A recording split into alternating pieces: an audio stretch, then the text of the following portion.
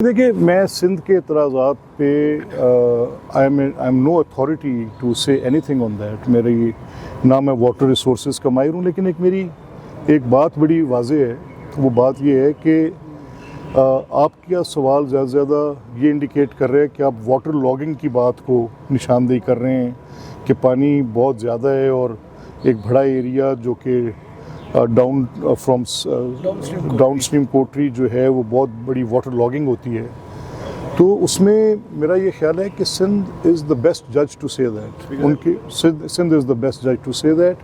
उन्होंने ये फ़ैसला करना है कि उस पानी का इस्तेमाल, क्योंकि वो उनके हिस्से का पानी है, अगर वो स्टोर करते हैं दे नो इट बेटर। अगर वो समझते हैं कि इस पानी का फ़्लो जो है वापस डाउन स्ट्रीम कोटरी जिस तरह उसको वो ट्रीट कर रहे हैं वैसे कर रहे हैं, तो ये फ़ैसला एक उस राइपेरियन के अपने राइट्स हैं। और जैसे लोअर राइपेरियन के सिंध के राइट हैं, ऐसे ही अपर राइपेरियन के पंजाब के राइट्स हैं। ना वो इन्फ्रिंज होने चाहिए, ना ये इन्फ्रिंज होने चाहिए। और ये कोई ऐसी कैलकुलस नहीं है जो हो नहीं सकती। ये तो बड़ी सिंपल मैथमेटिक्स हैं जिन पर बैठ के पहले से ये चीज़ें तय कर दी गई हैं।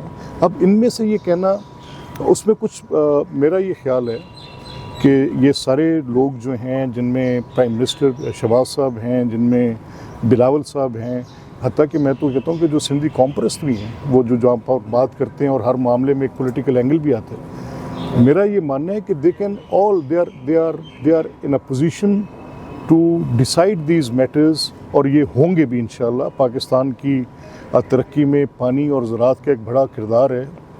और पानी का ज़ाया होना, आपको पता है, पानी का मैं तो वरीड इस बात पे हूँ कि जो मेरे लिविंग हैबिट्स हैं, जो एज अ नेशन जो मैं कर रहा हूँ, मुझे आज प्लांटेशन की बड़ी रिक्वायरमेंट है। मुझे डर है इस ज़मीन के बंजर होने का, खुश्क साली का। मैं खौफज़दा हूँ कि आज से 15 साल बाद जब ये रेंज मैं अपने बच्चों के हाथ में दे रहा हूँगा, तो ये लैंड इनहेबिटेबल नहीं होगी जहाँ पे मैं खड़ा हूँ। और आपको यहाँ पे पानी का वाटर जो डिप्लीट जिस रेशियो से होता जा रहा है, इट इज़, मैं 15 से 20 साल, आज मेरे पास एक थॉमस कैलिस, एक उनका, if I am rightly pronouncing it, probably Thomas something, एक इंटरनेशनल एनवायरमेंटलिस्ट हैं। उन्होंने कैलिफोर्निया को, लॉस एंजलिस को उन्होंने वार्न किया।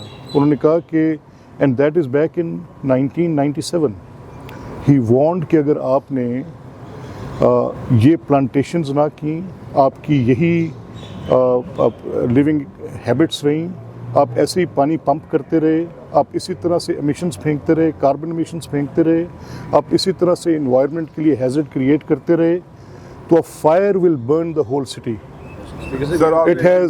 It has proven just in 20 years that listen to these scientists if they are saying it। अगर ये कह रहे हैं तो इनकी बात सुने, इनकी एग्जैक्ट नॉलेज है। They are better people than me as a politician.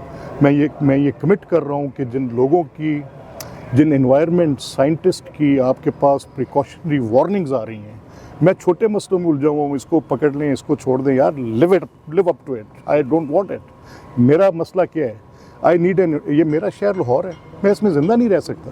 इसके 4 महीने नॉन लिवेबल हैं। There is, I can't see air, मैं देख ही नहीं सकता। तो मैंने अपने लिए क्या किया है? मैं इन्वायरमेंट नहीं ठीक कर सकता, मैं ट्रैफिक नहीं ठीक कर सकता, मैं वाटर रिसोर्स मेंटेन नहीं कर सकता, मैं प्लांटेशन नहीं कर पा रहा। But somehow I have a feeling in the air कि ये रियलाइजेशन हुकूमतों को भी है। मरियम नवाज़ गवर्नमेंट इज़ डूइंग दैट।